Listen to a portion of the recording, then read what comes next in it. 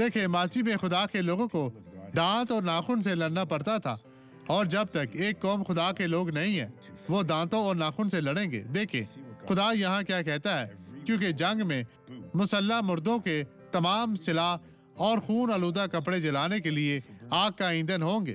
ان لوگوں کے لیے جنہوں نے یسوع کو قبول کیا وہ پہلے ہی جل چکے ہیں۔ آپ کو مزید لڑنے کی ضرورت نہیں ہے، کیونکہ ہمیں خون اور گوشت سے کشتی نہیں کرنا، بلکہ حکومت والوں اور اختیار والوں اور اس دنیا کی تاریکی کے حاکموں اور شرارت کی ان روحانی فوجوں سے جو آسمانی مقاموں میں ہے۔ یہ افسیوں 6 میں ہے۔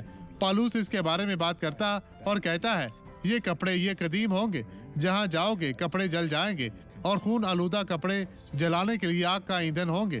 مطلب یہ اس طرح ہے۔ خداوند آپ کو برکت دے، وہ جو آپ کی زندگی بدلے گا۔ آئے اب دعا کریں۔ باپ یسوع کے نام میں اس شخص کو دیکھے جو دعا کرتا ہے، جو تیری مدد کا محتاج ہے۔ خداوند خدا وہ بہت جدوجہد کرتا ہے۔